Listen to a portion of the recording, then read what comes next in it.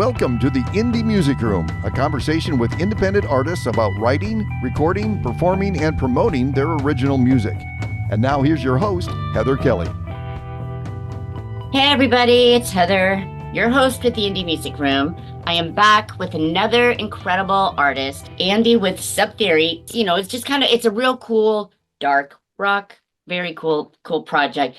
But they released their first release clear back in 2019. They just are releasing a new one called Shark Tank. Andy, welcome to the Indie Music Room. Why don't you tell everybody who you are and what you're about?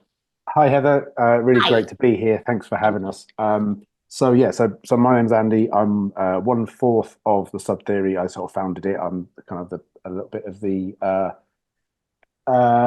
what's the word? The guy that sits kind of behind pressing buttons and stuff like that. So we've also got Kate, George. So Kate's on vocals, George's the bass, and Pat is the lead guitarist. Okay. So we're based out of Oxford in the UK. Can you tell me just, for those who haven't been, I haven't been over there, tell me exactly kind of where that's located. Well, and the thing with the UK is everything is so small. Everything's located next to each other. It's just connected to, okay. So we're about an hour outside of London. Oh, wow. Okay. Which I know for in the US, an hour somewhere is just kind of a normal place. No, you go out to eat and you drive an hour. Here, that's like quite a significant journey. Wow. Okay. But generally speaking, you're about an hour from everything, no matter where you are. So yeah, we're about an hour outside of London. You've worked in the record industry, like at record labels prior to you starting like these projects. I'm sure you kind of got a lot of backhand information before you started your own thing. Tell me a little bit about where you started and where you got to today. Crikey! So how far do we go back? So I mean, I was born in. Yeah, I was born in. Yeah, I've always kind of made music right from the sort of early days of messing around with my parents' like record collections and stuff, and figuring out that you could, with the old mono records, you could switch left to right, and it would separate the channels. So you don't have the drums over here and the guitars over there. So I was like straight away going, okay, doing little mini remixes as a kid, and I had sort of 2 tape decks, and I used to sit and tape. And pause, play a little, rewind a little bit, so create like these little on the fly remixes called pause tapes. Kind of graduated to I got myself like a sampler and a keyboard and started sort of making some kind of stuff, very basic kind of experiments, etc. Learning how to use the tools. Yeah. So that's something I've always done, but I've always, in the old days, this will really go back some time. So you had A&R people that were basically very hard to get hold of. Okay, so they were I used to like hunt them down. Yes. Right. And they'd always have stacks of tapes. This is back in the days the demo was on tape. Stacks of tapes, and people would be. It's a well-known thing that they wouldn't listen to, and most of them would just get thrown in the bin. Yeah. Right? So this is my sort of thinking. I was like, how do I get their attention? So I'd phone up. So I'd go to London for the day. I'd phone up the record company and say, I'd like to speak to your A&R guy, find out their name, and then sort of address it on an envelope, dressed as a bike courier. Because remember the people that used to wear the sort of have a bike and a helmet and ride around the city delivering stuff. Yeah. And then I'd go to the reception desk, hand them the thing, because a hand delivered demo was bound to get their attention rather than something just mailed through the post.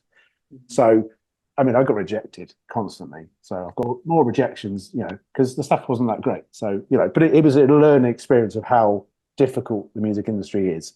Got it. But yeah. Well, hey, I tell you what, the first song we're going to listen to is called Crown of Thorns, again by the Subtheory. Okay.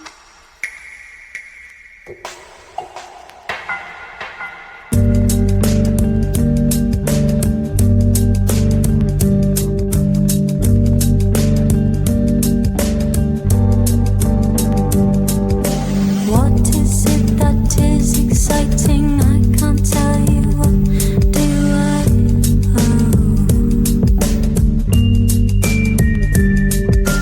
owe.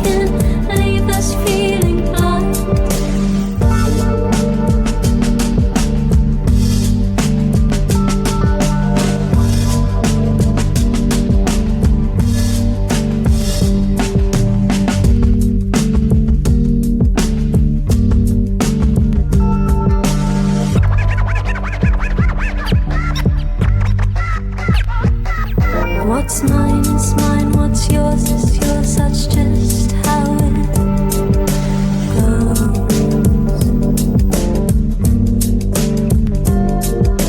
When our truths are realized, that's when we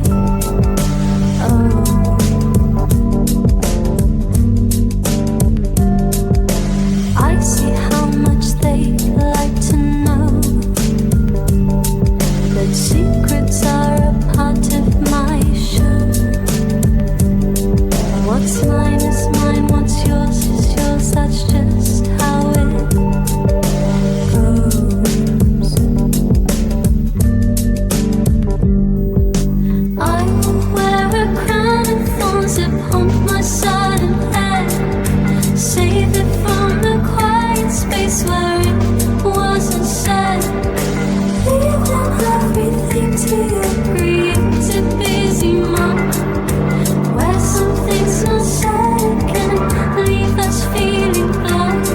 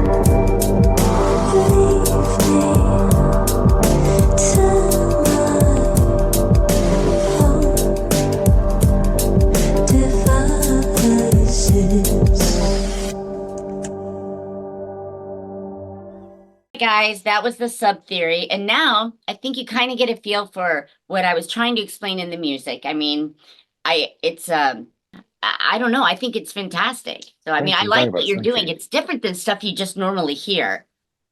Thank you. Yeah. So I ended up getting signed to Sony Records. Oh, fantastic. And so we went over to Dublin, and it didn't work out. We got dropped, but I sort of stayed on and did a bit of work in learning how a studio works. I think we talked about this with Kurt, that I was a tape operator. Basically meant I did that, changed the tapes and made tea for people, cleaned the desk and stuff. We then got signed again, got dropped again. What exactly are the labels when you get dropped? Is it because they say you need to have 3 albums out by this date? I mean, what is it's is it just I think it depends. I think a lot of the time they would take a chance on you just to see whether they could do something. They'd let you record some demos or some tracks, and if they sort of go, yeah, we can't see this working, they just drop you. And being dropped is really difficult because what happens is nobody actually tells you. It's a little bit like, I think it's a little bit like you're in a mafia movie when you sort of suddenly realize that you're on the way out. People just stop talking to you. But I do a lot of music for soundtracks, TV and film and stuff tell me like about that. I was researching it. And I'm like, that's fascinating. Yeah, so I do. It's one of those things where you just sort of we know somebody that knows somebody that you end up doing. So I did some spec pieces for the BBC. Yeah.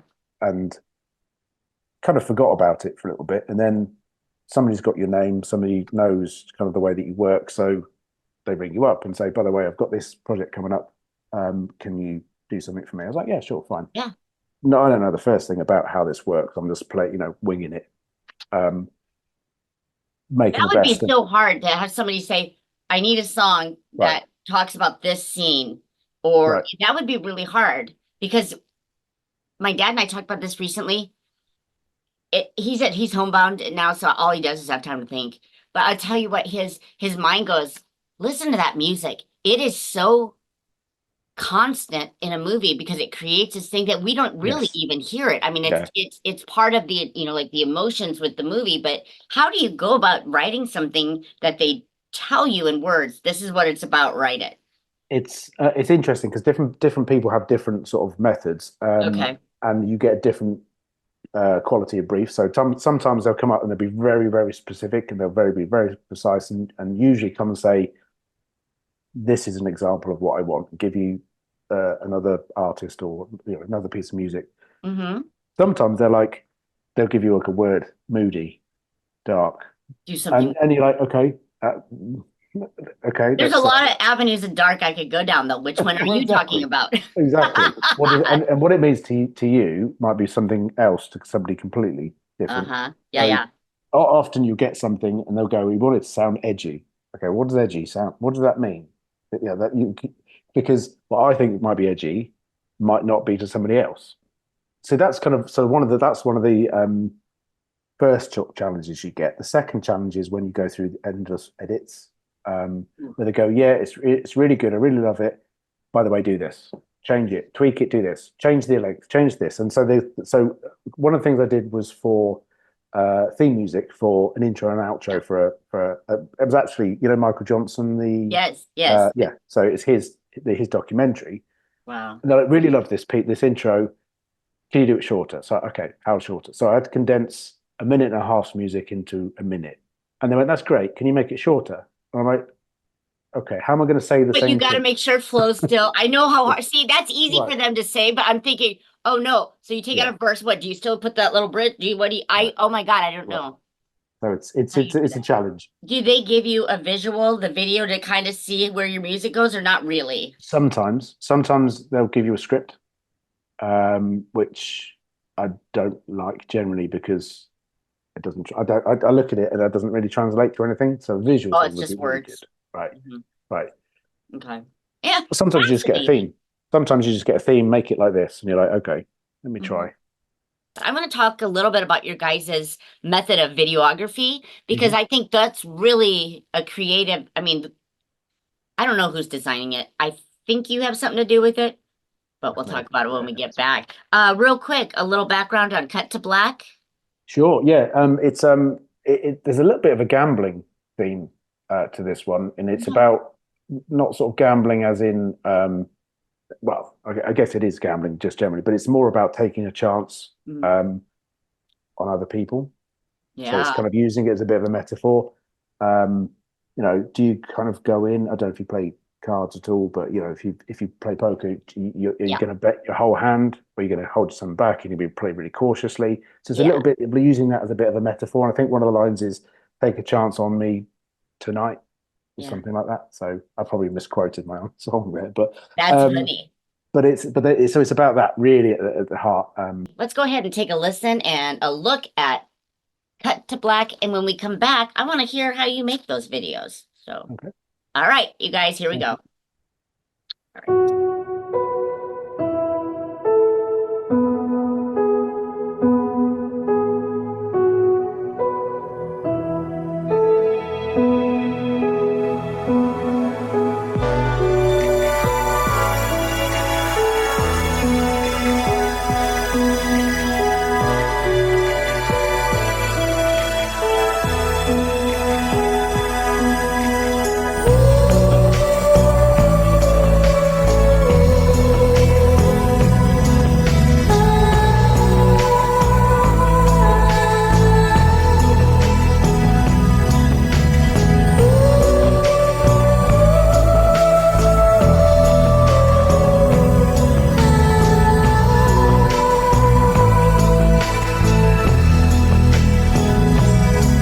What's said is done, what's done is said. My thoughts, my mind misread. A captured moment from the heart, my mind can't take a rest. A need for more, a want for your endless indirect. Telepathic tendencies, wanting to reflect. This will be a certainty for you to place your bet. The fickle type who finds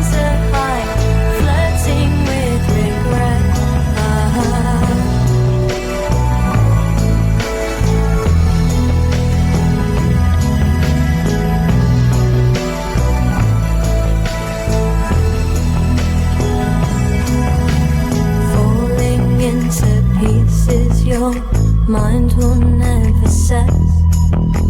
Mind control will take its toll behind the picket fence. Your dreams will find a way to come alive when you're awake. Falling behind those who once said you were their escape. There will be a certainty for you to place your bets. A fickle type who finds a high, flirting with regret. Show your cards and mark their words tonight, you won't forget. Lean on me and then you'll see what is your effect.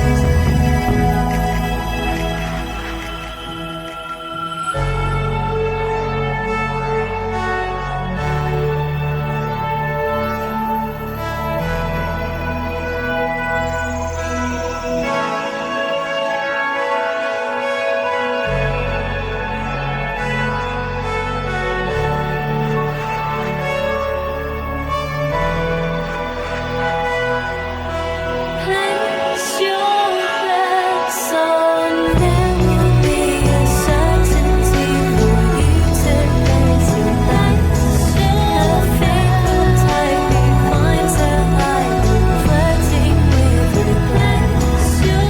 Show your cards and mark their words tonight, you won't forget. Lean on me and then you'll see what is your effect. There will be a certainty for you to place your bets. A fickle type who finds a high, flirting with regret. Show your cards and mark their words tonight, you won't forget. Lean on me and then you'll see what is your effect.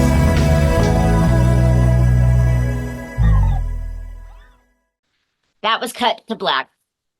All right, Andy. So, do you have a background in like editing and all this stuff? Because the videos, and I know nowadays they're so cool with like this, I don't know, AI options and stuff that we can create back compared to what I was trying to do. I'm probably older than you quite a bit, but yeah, I mean, I cardboard backgrounds. I mean, what the hell, like compared to that shit. So I'm tell me today, like those are fascinating videos.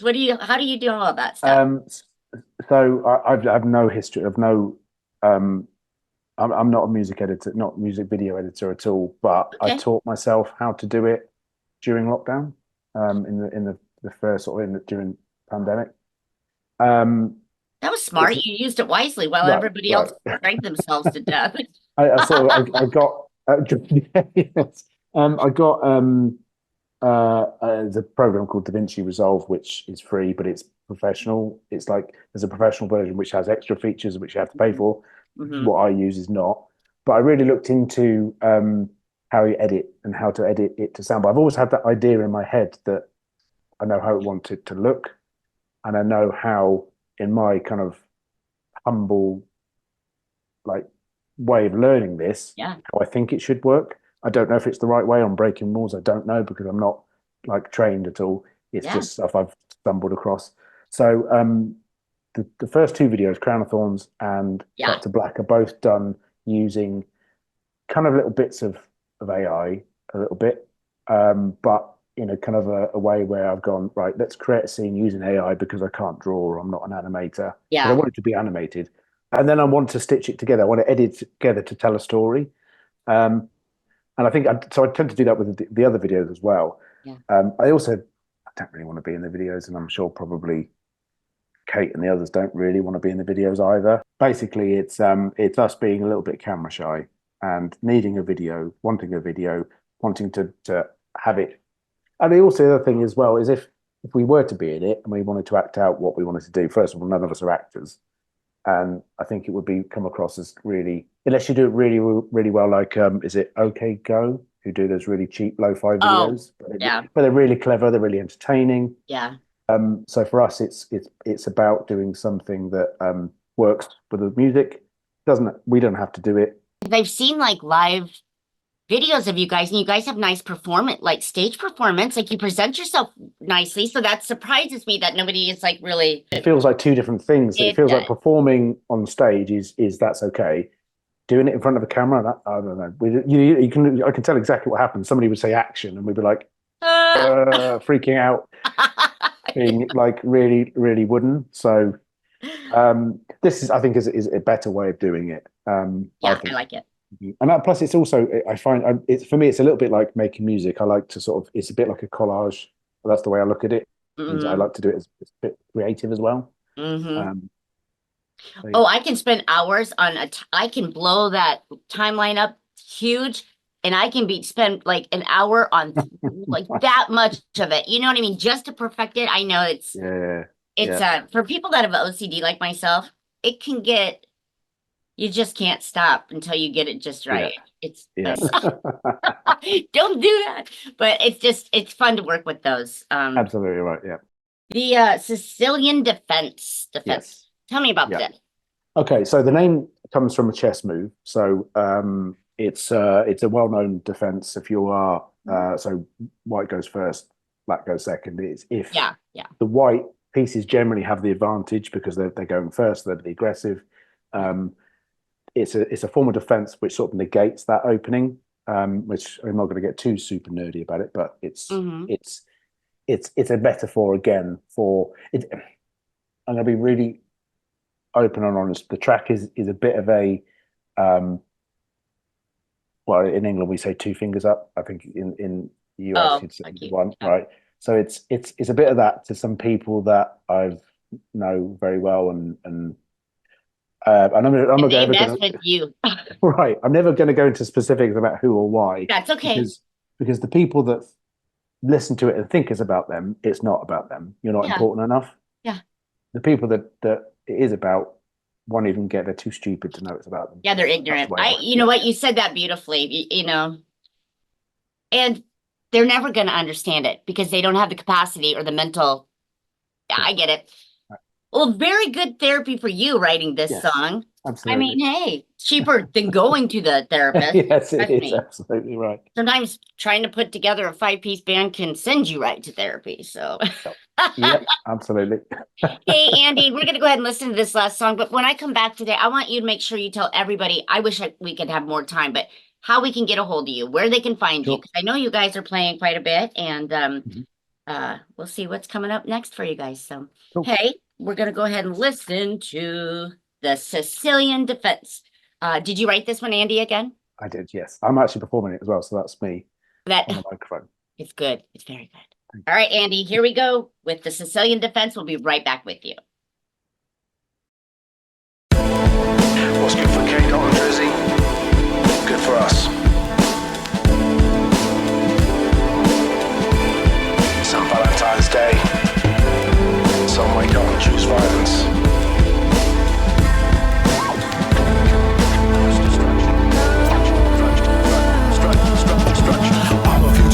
Late night on the camera, jumping over barriers, mega white carriers. I'm a pugilist, I might manifest embarrassment. Fists up, footwork, straining at the ligament, tending to blending, I'm snapping at the tendons, bobbing and weaving, doing tendrils for tendrils. The best skills are back hills, written rather than panic. Static in the Catskills. Early morning TV host, I appear like a ghost. Hop to the left coast, over to the best coast, us to the ones that I love the most. Oxford boys make some noise. Or many say supernatural, super normal. Bugger like a trooper hanging with DB Cooper Skyjack. Say hi Jack, play the Joker. Steel bass, live with a face full of coca. You thought you could bring me down, but look at me now, I'm not broken, I'm stronger somehow.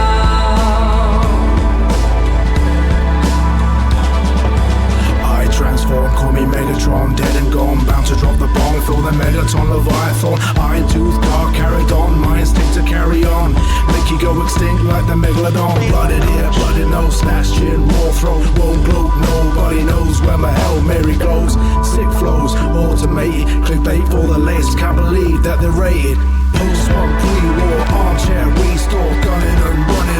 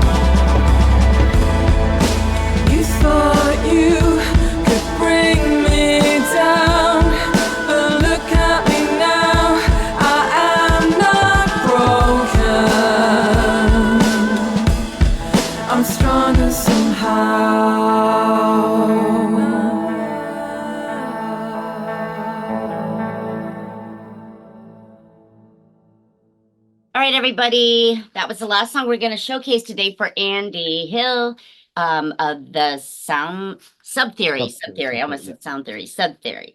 So you guys can tell kind of where his mind's going with this music, and I like it. I think it's something it's unique, it's fresh, it's not something that you just turn on and expect to hear. And that's kind of what I am tired of. I like finding these new this is your own genre. I mean, I don't even know what genre to put it in. You've created a genre. So that's good. That's good. It's a melting pot, I think, of everything. Yeah. Well, that's what collaboration's about, and take the best of each person's work and put it together. I want you to tell everybody, and I wish the others could have been here, and maybe 6 months down the road, you want to do this again. Absolutely, and they could all, we'll all visit. But why don't you tell everybody, I've got everything. I was stalking you, and I have I followed you on all your pages. Let everybody know where they can find your music, how they can support you, whether it be a show, whether it be merchandise or anything. Cool. Okay. Well, here's in the best. Here's one I made earlier. This is actually our album. So this is Shark Tank. Yes. Again, that's a photo taken by George. That's in Sicily. And that's a little CD thing that I put together. So you can look for us at subtheory.com or the.subtheory on Instagram. I looked up your Linktree thing, and that had all of them. It does. Yes, you're absolutely right. Yeah, that's the one that I think is great because that just shows you all of them right there. Yeah, absolutely. So yeah, that's the best way is because it's got all the links to like Spotify and Amazon and Apple and all the kind of stuff, but also Bandcamp. So Bandcamp, I think is great for if people want to come and buy tracks. I think it's really great. If they want to buy the album, you can order it through there. And isn't SoundCloud like the actual WAV files versus the MP3s? I mean, or is that Bandcamp? I can't remember. Bandcamp is WAV files as well. Okay, got it. That's right. So and the average Tom Joe doesn't know that difference, but I was just they've lossless and all kinds of other stuff. But I think in terms of sort of streaming, obviously Spotify is probably our biggest platform. Yeah. I know it's not the greatest platform in the world, the best players, but it's I look at it as radio. Everybody knows it, so and it is it's easy to go and check people out. I do it. I find an artist and I go and check them out on there first. It's just I've got a free premium account with my phone when I upgraded it, so that's why I use that. Any shows coming up you want to share with everybody? We've got a couple. We've got we've got a lot of fundraisers actually. We sort of do a lot for charity, which I know you're not supposed to really mention it like that, but we do. So we've got one. Great. Volunteering is huge. I mean, I think it's very important to do for everybody. I mean, it's character building and it's serving a good purpose. So that's great. Brilliant. So we're doing one to raise money for a local skate park that they want to build. Yeah. The one after that is we're doing one for the local food revolution, which is a food charity which does takes a lot of excess food, redistributes it. It's so important. It's not like a food bank, but it's like a food and anti-food waste kind of thing. So it's really, really good.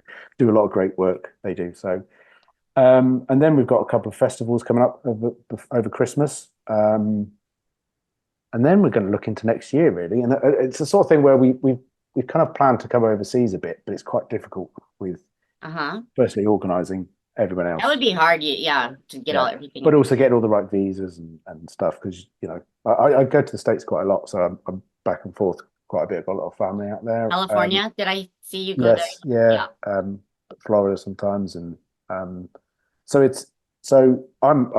love the place. I happily travel and play all over the place. And people always come and say, "Oh, come and play near us." I'm like, "Yeah, we'd love to. It's just trying to make it work to kind of afford to do that." And yeah, that's just it. It's like if you guys, we'd love to come to the States, but unfortunately, the way that they pay people now, it's like a DJ gets paid more than actual musicians, and you need travel, and you need roofs over your head, food. I wouldn't hesitate to on your pages start putting those tip jars that people have on your pages because it helps support you guys got like 11,000 followers, 12,000 followers. So I mean, think about doing something like that because I would love to host you if you get over here in the States. I'm right in the middle. I know a couple places you could play along the way, and I will hold you to that then. Yeah, I will. absolutely. Hey, one more thing. Yeah. You climbed Mount Kilimanjaro. You climbed that thing? Yes. Yes. Wait, so you do this on this is what he does on the side because he's stressed out from trying to pay the musicians and studio people. So he goes and decides Yes. to climb a mountain. So that like the fourth highest mountain in the world as well. I Or know. something like that. I'm Yeah. like, what the hell else do you do? It was so I did it for Make a Wish. You know, the children found thing, which was incredible. We raised loads of money, which is really great, and I got to have a really good experience. It's probably one of the most amazing experiences I've ever had. Being absolutely exhausted for 6 days straight, not changing my clothes for 6 days, which was disgusting. Okay. I had 3 showers in a row when I came down. It's horrible. God. It's horrible. Worth it, but absolutely worth it. So, yeah, it's not easy, but it's. I encourage people to kind of. It's a little bit for me. What I'm trying to do is encourage people to kind of do something that they go. You know, our time is quite short here. Time is quite precious. We can sit and do nothing, or we can sit and challenge ourselves and push ourselves outside of our normal kind of activities. And I think that was one of the ones for me. So I've always wanted to do it. And the crazy thing is, I'm scared of heights as well. So I would have. I couldn't have done it. Yeah. Couldn't have done it. Bravo to you. Thank you. I will say also, I it's my privilege to have you here today, Andy, and I think that we'll be in touch for a long time here. Really, it's been really, really nice speaking to you. Thank you. Yeah, you're welcome. Thank you. I also want to tell everybody quick on our outro that you have like a electronic music radio show called Electropod, right? And that's online. Okay, so I want everyone to also check that out, and you can give Andy a like there. Do not forget to hit subscribe on Indie Music Room so you can, not miss one episode. I have people from all over, very cool people. It's a great community. Andy, Mr. Subtheory, thank you very much, so much. Thank you, Heather. It's great stuff. I look forward to see what you guys come up in the future, and I wish you the best of luck. Thank you very much. Thanks for having us. Okay. Have a good day, everybody. Thanks. Bye. You've been listening to the Indie Music Room with Heather Kelly. Be sure to listen every Saturday and Sunday right here on FortDodgeRadio.com and subscribe for all our past and upcoming shows. The Indie Music Room is a production of FortDodgeRadio.com.